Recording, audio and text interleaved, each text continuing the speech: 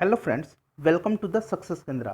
दोस्तों, आज की इस वीडियो में हम लोग बीपीएससी परीक्षा के लिए प्रैक्टिस सेट नंबर 11 को डिस्कस करेंगे। फ्रेंड्स, इससे पहले हमने सेट 1 से लेकर के 10 तक को पूरे डिटेल के साथ डिस्कस कर लिया था। अगर आपने इन वीडियोज़ को नहीं देखा है तो आपकी सुविधा के लिए मैंने इनका लिंक डिस्क्रिप्शन बॉक्स में दे दिया है, आप एक बार ज़रूर देख लीजिएगा। चैनल पर नए हैं तो चैनल को सब्सक्राइब करके बेल आइकन को प्रेस कर लीजिए ताकि जब भी वीडियो अपलोड करूँ मैं उसका नोटिफिकेशन आपको सबसे पहले मिल जाए। तो चलिए फ्रेंड्स, आज का सेशन स्टार्ट करते हैं। पहला प्रश्न देखिएगा। ये प्रश्न जो है प्रैक्टिस सेट नंबर 10 में आपसे पूछा गया था।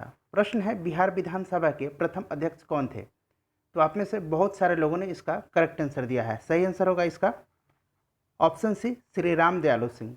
श्री राम दयालु सिंह 1937 से लेकर के 1944 तक बिहार विधानसभा के अध्यक्ष पद पर कायम रहे थे। तो चलिए फ्रेंड्स, आज का हम प्रैक्टिस सेट नंबर 11 को स्टार्ट करते हैं। पहला प्रश्न देखिएगा, रिंग ऑफ फायर इंपॉर्टेंट है। रिंग ऑफ फायर निम्नलिखित में से किस महासागर में फैला एक विस्तृत क्षेत्र है? तो सुनिएगा, कुल सक्रिय ज्वालामुखी का अधिकांश प्रशांत महासागर के तटीय भाग में पाया जाता है। प्रशांत महासागर के परिमेखला को अग्नि वलय यानी रिंग ऑफ फायर भी कहते हैं। तो सही आंसर हो जाएगा इसका ऑप्शन ए, प्रशांत महासागर। एक और इम्पॉर्टेंट पॉइंट ध्यान रखिएगा, स्ट्रामबोली। ध्यान रखिएगा, स्ट्रामबोली जो कि एक सक्रिय ज्वालामुखी है, यह इटली में है। इस ज्वालामुखी को भूमध्य सागर का प्रकाश स्तंभ कहा जाता है। तो आप इसको भी जरूर ध्यान रखिएगा। दूसरा प्रश्न देखिए, भारत में पहली बार जाति आधारित जनगणना कब की गई थी? तो करेक्ट आंसर इसका ऑप्शन ए, वर्ष 1931 में। भारत में अंग्रेजों के समय प्रथम जनगणना 1872 ईस्वी में लॉर्ड मेयो के समय में हुई थी। लॉर्ड रिपन के काल में सन 1881 से नियमित जनगणना शुरू हुई और प्रत्येक 10 वर्ष के अंतराल पर जनगणना की जाती है। 1921 का जो वर्ष था, वर्ष 1921, इसको जनगणना का महाविभाजक वर्ष भी कहा जाता है। तो आप इन सबको ध्यान रखिएगा। तीसरा प्रश्न देखिए, कुंचिकल जलप्रपात कहाँ अवस्थित है? तो कुंचिकल जलप्रपात जो है यह बराही नदी पर कर्नाटक में है। याद रखिएगा, बराही नदी पर है। किस राज्य में? तो कर्नाटक के शिमोगा जिले में। याद रखिएगा, कर्नाटक के शिमोगा जिले में। इंपॉर्टेंट है। नेक्स्ट क्वेश्चन देखिए, निम्नलिखित में से कौन सही सुमेलित नहीं है?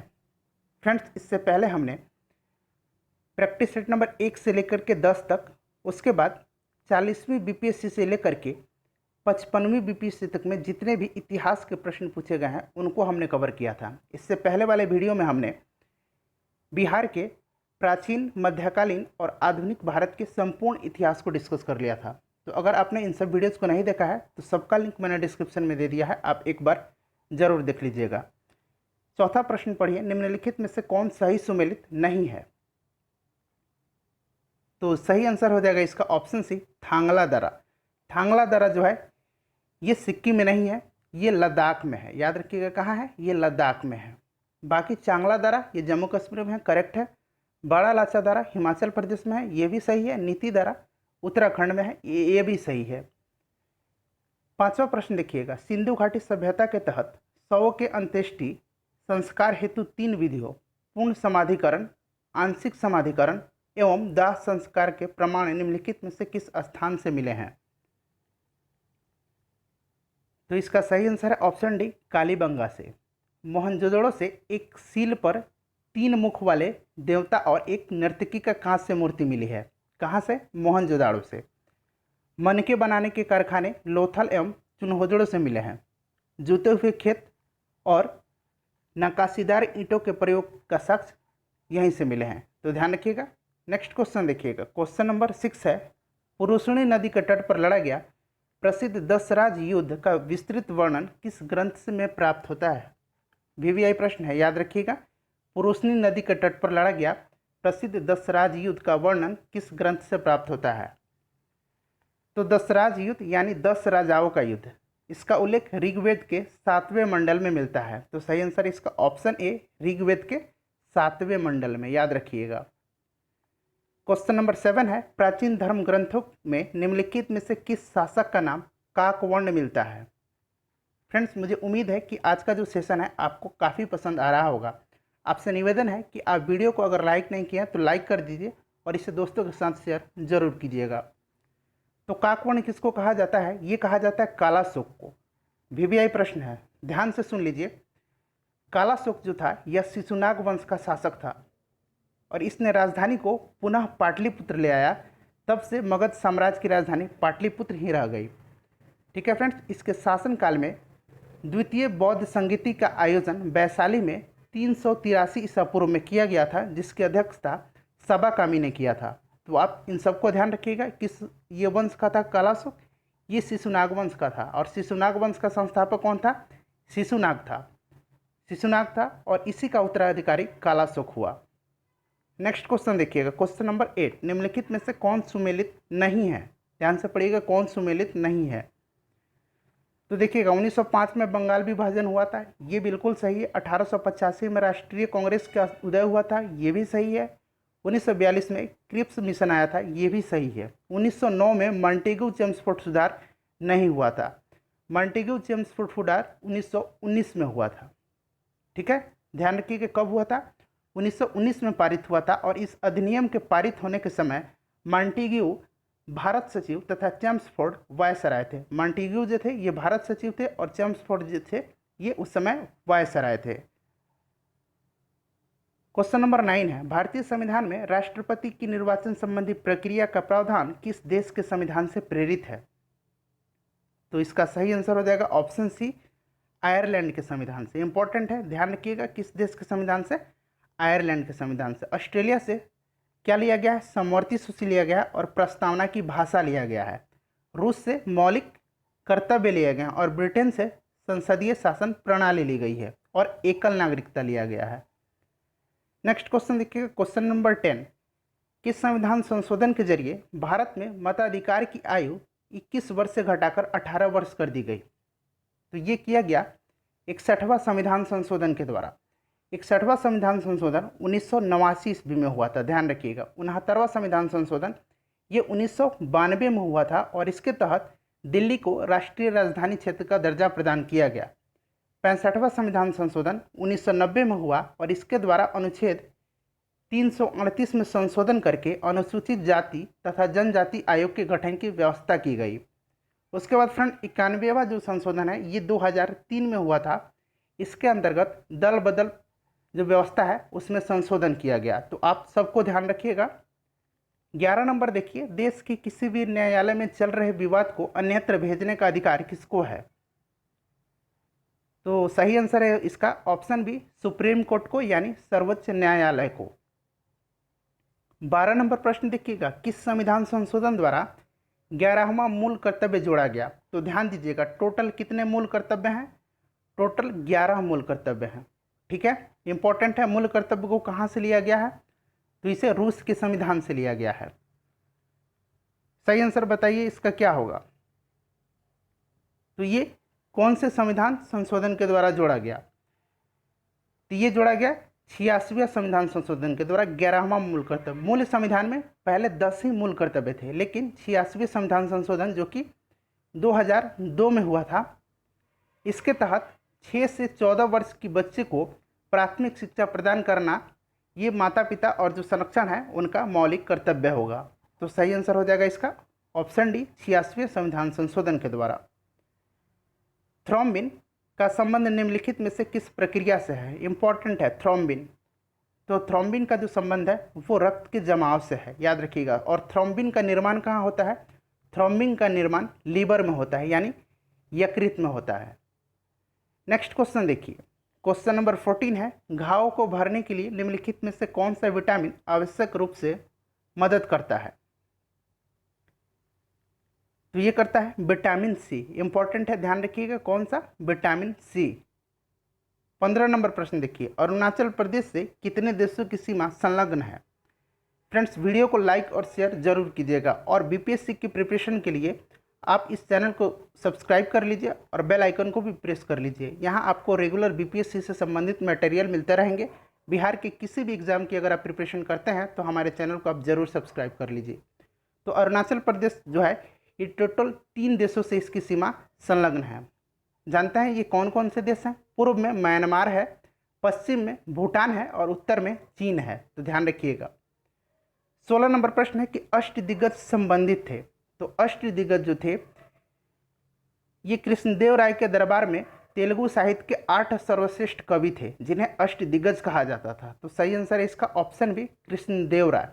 ध्यान दीजिएगा, कृष्णदेव राय के शासनकाल को तेलुगु साहित्य का क्लासिक युग कहा जाता है। कृष्णदेव राय तुलुव वंश के, याद रखिएगा किस वंश के, तुलुव वंश के सबसे महान शासक थे और तुलुव वंश की स्थापना वीर नरसिंह ने किया था। याद रखिएगा किसने किया था, तुलुव वंश की स्थापना वीर नरसिंह ने किया था। उसके बाद फ्रेंड, शिवाजी के दरबार में अष्टप्रधान रहते थे। शिवाजी का जो मंत्रिमंडल था उनको अष्टप्रधान कहा जाता था और अकबर के दरबार में नवरत्न रहते थे। 17 नंबर प्रश्न देखिएगा। 17 नंबर प्रश्न है कि निम्नलिखित में से किस शासक ने सुहले कुल की नीति अपनाई थी। तो सूफी संत ख्वाजा मोइनुद्दीन चिश्ती ने सुहले कुल का सिद्धांत दिया था जिसे अकबर ने अपनाया था। याद रखिए किसने अपनाया था, अकबर ने। 18 नंबर देख लीजिए, पटना कॉलेज की स्थापना कब हुई थी। तो पटना कॉलेज की स्थापना 9 जनवरी 1863 को हुई थी। याद रखिएगा 9 जनवरी 1863 को हुई थी। 19 नंबर है कि निम्नलिखित में से कौन सा दर्रा बिहार में स्थित है। फ्रेंड इंपॉर्टेंट क्वेश्चन है, सारे इंपॉर्टेंट क्वेश्चन हैं। अगर आपने हमारे प्रैक्टिस सेट को नहीं देखा है 1 से लेकर के 10 तक के, और साथ ही साथ प्रीवियस ईयर में यानी 40वें बीपीएससी तक लेकर के 45वें बीपीएससी तक में जितने भी इतिहास और पॉलिटी के प्रश्न पूछे गए थे उन सबको हमने एक सेपरेट वीडियो में कवर किया है, आप उसको एक बार ज़रूर देख लीजिएगा। तो बिहार में है भिखनाथोड़ी दर्रा, और ये भिखनाथोड़ी दर्रा जो है ये बिहार के पश्चिम चंपारण जिले में है। नेक्स्ट क्वेश्चन देखिएगा, कुशेश्वर स्थान झील कहाँ स्थित है। कुशेश्वर स्थान झील कहाँ स्थित है, तो सबसे पहले जान लीजिए ये बिहार में स्थित है और बिहार के दरभंगा जिले में स्थित है। 21 नंबर प्रश्न है कि नकटी डैम पक्षी अभ्यारण्य कहाँ स्थित है। इंपॉर्टेंट क्वेश्चन है, VVI है, ध्यान रखिएगा इसको। नकटी डैम पक्षी अभ्यारण्य ये है जमुई में। किस जिले में है, जमुई में है। इंपॉर्टेंट है, ध्यान रखना है आपको। बिहार से रिलेटेड जितने भी प्रश्न हैं सब उनको आप ध्यान रखिएगा। 123वां संविधान संशोधन विधेयक किससे संबंधित है। इंपॉर्टेंट क्वेश्चन है। 123वां संविधान संशोधन विधेयक के तहत राष्ट्रीय पिछड़ा वर्ग आयोग के संवैधानिक दर्जा प्रदान करने का प्रावधान है। तो सही आंसर इसका ऑप्शन ए, राष्ट्रीय पिछड़ा वर्ग आयोग। नेक्स्ट क्वेश्चन देखिएगा, क्वेश्चन नंबर 23, निम्नलिखित में से कौन सही सुमेलित नहीं है। ध्यान से पढ़िएगा, पूछा जा रहा है कि नहीं है। तो देखिए फ्रेंड, राष्ट्रीय दलहन अनुसंधान संस्थान ये कानपुर में है, ये करेक्ट है। राष्ट्रीय चावल अनुसंधान संस्थान कटक में है, ये भी करेक्ट है। राष्ट्रीय डेयरी अनुसंधान संस्थान करनाल में है, ये भी करेक्ट है। राष्ट्रीय गन्ना अनुसंधान संस्थान भागलपुर में है, ये गलत है। राष्ट्रीय गन्ना अनुसंधान संस्थान लखनऊ में है, याद रखिएगा कहाँ है, लखनऊ में है। तो सही आंसर क्या हो जाएगा इसका, ऑप्शन सी हो जाएगा। क्वेश्चन नंबर 24 देखिएगा, the sepoy of mutiny and revolt of 1857 पुस्तक के लेखक कौन है। इंपॉर्टेंट बुक है the sepoy of mutiny and revolt of 1857, जिसके लेखक हैं RC मजूमदार, याद रखिएगा। BD सावरकर की पुस्तक है द ग्रेट रिवोल्ट ऑफ, माफ कीजिएगा, Indian war of independence 1857, Indian war of independence 1857, ये BD सावरकर की पुस्तक है। The great revolt of 1857, the great revolt of 1857 ये है अशोक मेहता की पुस्तक। 25 नंबर प्रश्न देखिएगा, किसने घोषणा की थी कि हमने भारत को तलवार के बल पर जीता है और तलवार के बल पर ही इसे अधीन रखेंगे। तो ये जो कथन है ये है लॉर्ड एल्गिन द्वितीय का। लॉर्ड एल्गिन द्वितीय भारत का वायसराय रहा था और इसका कार्यकाल जो रहा था वो रहा था 1894 से लेकर के 1899 तक। 26 नंबर क्वेश्चन देखिए, निम्नलिखित में से किस एक्ट या प्रस्ताव को जवाहरलाल नेहरू ने दास्ता का अधिकार पक्ष कहा था।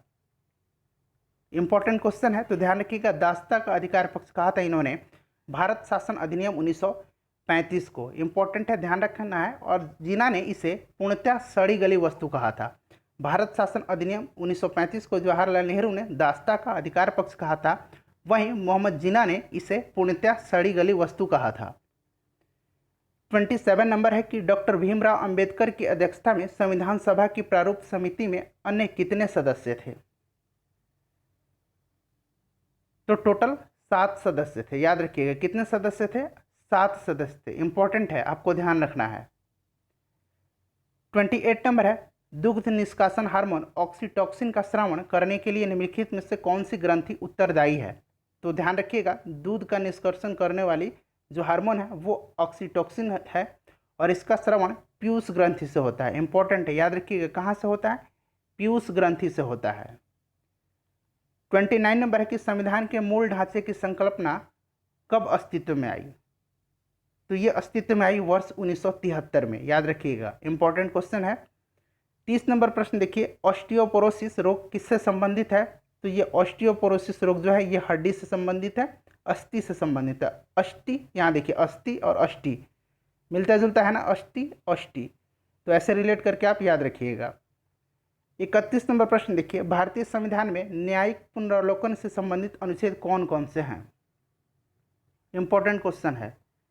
तो संविधान का अनुच्छेद 13, 32 और 226 के द्वारा उच्चतम न्यायालय एवं उच्च न्यायालय को न्यायिक पुनर्वलोकन की शक्ति दी गई है। तो सही आंसर इसका ऑप्शन है 13, 32 और 226। 32 नंबर क्वेश्चन है कि गंध के बोध से साथी को आकर्षित करने का कार्य निम्नलिखित में से कौन सा हार्मोन करता है। तो ये करता है फेरोमोन। ऑप्शन ए इसका करेक्ट आंसर हो जाएगा। नेक्स्ट क्वेश्चन देखिएगा 33 नंबर, सर्वप्रथम मानव हृदय का पहला सफल प्रतिस्थापन निम्नलिखित में से किसके द्वारा किया गया था। तो ये किया गया था डॉक्टर क्रिश्चियन बर्नार्ड के द्वारा। और ध्यान रखिएगा, डॉक्टर क्रिश्चियन बर्नार्ड जो थे ये दक्षिण अफ्रीका के कार्डियाक सर्जन थे। कहाँ के थे, दक्षिण अफ्रीका के थे, याद रखना है, कभी कभी वैज्ञानिकों से संबंधित देश भी पूछ लिए जाते हैं। नेक्स्ट क्वेश्चन देखिएगा 34 नंबर प्रश्न है, निम्नलिखित में से कौन सही सुमेलित नहीं है। तो देखिएगा, टेलीफोन का आविष्कार ग्राहम बेल ने किया था, एक्सरे का आविष्कार विल्हम रोंजन ने किया था और टाइपराइटर का आविष्कार मार्कोनी ने नहीं किया था। ठीक है, प्रिंटिंग प्रेस का आविष्कार जॉन गुटेनबर्ग ने किया था, ये भी करेक्ट है। टाइपराइटर का आविष्कार मार्कोनी ने नहीं किया था, तो ये सही आंसर है। टाइपराइटर का आविष्कार पेलेग्रिन टैरी ने किया था, याद रखिएगा, किसने किया था, पेलेग्रिन टैरी ने किया था 1808 में, और ये इटली के थे। 35 नंबर देखिए, कंप्यूटर विज्ञान में URL का विस्तृत रूप क्या होता है। तो इसका फुल फॉर्म होता है यूनियन रिसोर्स लोकेटर। क्या होता है फ्रेंड, माफ कीजिएगा, uniform resource locator. Option B इसका करेक्ट आंसर होगा। नेक्स्ट क्वेश्चन देखिए, question number 36, Green Park Stadium most VVI प्रश्न है। ग्रीन पार्क स्टेडियम भारत के किस शहर में स्थित है। तो ग्रीन पार्क स्टेडियम उत्तर प्रदेश के कानपुर में है। राजीव गांधी खेल रत्न पुरस्कार की शुरुआत कब की गई थी। तो राजीव गांधी खेल रत्न पुरस्कार की शुरुआत 1991-92 में की गई थी और सबसे पहले राजीव गांधी खेल रत्न पुरस्कार विश्वनाथन आनंद को दिया गया था। और ध्यान रखिएगा, 2019 का राजीव गांधी खेल रत्न पुरस्कार बजरंग पुनिया और दीपा मलिक को दिया गया है। 38 नंबर क्वेश्चन देखिएगा, वैश्विक वित्तीय स्थिरता रिपोर्ट, जिसको अंग्रेजी में global financial stability report GFSR global financial stability report कहा जाता है, किसके द्वारा तैयार की जाती है। तो ये तैयार की जाती है IMF के द्वारा, इंटरनेशनल मॉनेटरी फंड यानी अंतर्राष्ट्रीय मुद्रा कोष के द्वारा। और ध्यान दीजिएगा, यह रिपोर्ट प्रतिवर्ष 2 बार, एक बार अप्रैल में और एक बार अक्टूबर में जारी किया जाता है। 39 नंबर क्वेश्चन है, नेपानगर जिस उद्योग के लिए जाना जाता है वह है। तो नेपानगर जो है ये फेमस है अखबारी कागज़ के लिए, अखबार के जो पेपर हैं उनके लिए। और नेपानगर है कहाँ, ये मध्य प्रदेश में है। इंपॉर्टेंट है, ध्यान रखिएगा, मध्य प्रदेश में है। 40 नंबर प्रश्न देखिए, ये भी प्रश्न इंपॉर्टेंट है, द्वितीय पंचवर्षीय योजना किस मॉडल पर आधारित थी। तो फ्रेंड्स सबसे पहले जान लीजिए द्वितीय पंचवर्षीय योजना का कार्यकाल क्या रहा था। इसका कार्यकाल रहा था 1956 से लेकर के 1961 ईस्वी तक, और ये PC महालनोबिस मॉडल पर आधारित थी। याद रखिएगा, PC महालनोबिस मॉडल पर आधारित थी। और इस योजना का मुख्य उद्देश्य समाजवादी समाज की स्थापना करना था। पहली पंचवर्षीय योजना हेराल्ड डोमर मॉडल पर आधारित थी। पहली पंचवर्षीय योजना हेराल्ड डोमर मॉडल पर आधारित थी। 41 नंबर प्रश्न है कि बिहार के प्रथम राज्यपाल कौन थे। तो स्वतंत्रता के बाद बिहार के पहले राज्यपाल जो बने वे बने जयराम दास दौलतराम। इंपॉर्टेंट है, इनका कार्यकाल 15 अगस्त 1947 से लेकर के 11 जनवरी 1948 तक रहा था। ये आप जरूर ध्यान रखिएगा। स्वतंत्रता के बाद। 42 नंबर है कि बिहार में अनुमंडलों की कुल संख्या कितनी है। तो ध्यान से पढ़िएगा, अनुमंडल पूछा जा रहा है। तो टोटल 101 अनुमंडल है। टोटल प्रमंडल 9 है। प्रमंडल कितने हैं? 9 हैं। अनुमंडल कितने हैं? 101 हैं। नेक्स्ट क्वेश्चन देखिएगा, क्वेश्चन नंबर 43।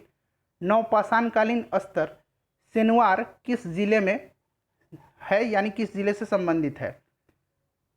तो सिनवार जो है ये रोहतास से संबंधित है। 44 नंबर है कि विष्णु के 10 अवतारों का उल्लेख कहाँ मिलता है? तो ये मिलता है मत्स्य पुराण में। ऑप्शन डी इसका करेक्ट आंसर हो जाएगा। 45 नंबर देखिएगा, पहली बार प्रतीकात्मक मुद्रा किसने जारी की थी? तो पहली बार प्रतीकात्मक मुद्रा को जारी किया था मोहम्मद बिन तुगलक ने। ध्यान रखिएगा, सांकेतिक मुद्रा के अंतर्गत मोहम्मद बिन तुगलक ने पीतल और तांबे के धातुओं के सिक्के चलाए थे। 46 नंबर है कि वर्ष 1775 में सूरत की संधि किनके बीच हुई थी? तो सूरत की संधि 1775 में हुई थी रघुनाथ राव और अंग्रेजों के बीच में। ऑप्शन ए सही आंसर होगा। 47 नंबर देखिए, पेड़ पौधों में जीवन के होने का पता किसने लगाया था?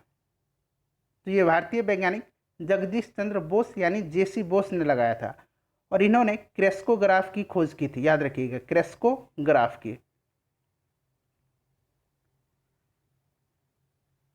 48 नंबर प्रश्न देखिए, 3D अथवा त्रिआयामी चित्र के लिए निम्नलिखित में से किस तकनीक का प्रयोग किया जाता है? 3D अथवा त्रिआयामी चित्र के लिए निम्नलिखित में से किस तकनीक का प्रयोग किया जाता है? तो ये किया जाता है होलोग्राफी का। इंपॉर्टेंट प्रश्न है, ध्यान रखना है आपको। 49 नंबर देखिए, लोलक घड़ियाँ किस ऋतु में तीव्र गति से चल सकती हैं? तो लोलक घड़ी जो है ये किस ऋतु में तेजी से चल सकती हैं? तो सही आंसर हो जाएगा इसका ऑप्शन ए, शीत ऋतु में तेजी से चलती हैं, क्योंकि लोलक का जो आकार होता है वो सिकुड़ के छोटा हो जाता है, इसीलिए जो टाइम पीरियड है वो कम हो जाता है और जल्दी जल्दी दोलन करने लगती हैं। गर्मी के दिनों में वो लटक के लंबी हो जाती हैं और उनका टाइम पीरियड भी ज़्यादा हो जाता है, तो वो गर्मी के दिनों में ग्रीष्म ऋतु में धीरे धीरे चलेंगे। ठीक है फ्रेंड। 50 नंबर प्रश्न देखिए, निम्नलिखित में से किस जिले की सीमा झारखंड से नहीं लगती हैं? तो बिहार के देखिएगा कौन कौन से जिले झारखंड से लगते हैं, सुन लीजिए। रोहतास, औरंगाबाद, गया, नवादा, जमुई, बांका, भागलपुर और कटिहार। एक बार मैं और रिपीट करता हूँ, रोहतास, औरंगाबाद, गया, नवादा, जमुई, बांका, भागलपुर और कटिहार। इतने ज़िले जो हैं ये झारखंड के साथ सीमा साझा करते हैं। तो इस प्रश्न का सही आंसर पूछा जा रहा है, क्या है कि सीमा साझा नहीं करता है झारखंड से, वो है मुंगेर जिला। नेक्स्ट क्वेश्चन देखिएगा। नेक्स्ट क्वेश्चन है कि उच्च न्यायालय की रीट अधिकारिता का प्रावधान वर्णित है। बताना है कि उच्च न्यायालय जो है, हाई कोर्ट जो है, किस अनुच्छेद के तहत रीट जारी करता है। फ्रेंड, इस प्रश्न का आंसर आपको कमेंट बॉक्स में देकर बताना है, और मुझे पूरी उम्मीद है कि आज का जो सेशन था आपको काफ़ी पसंद आया होगा। अगर आपने अब तक वीडियो को लाइक नहीं किया है तो प्लीज़ लाइक कर दें और इसे दोस्तों के साथ शेयर जरूर कीजिएगा। चैनल पर नए हैं तो चैनल को सब्सक्राइब करके बेल आइकन को प्रेस कर लीजिए, ताकि जब भी वीडियो अपलोड किया जाए उसका नोटिफिकेशन आपको सबसे पहले मिल जाए। और फ्रेंड्स, वीडियो को शेयर जरूर कीजिएगा। मिलते हैं नेक्स्ट वीडियो में। Thanks for watching.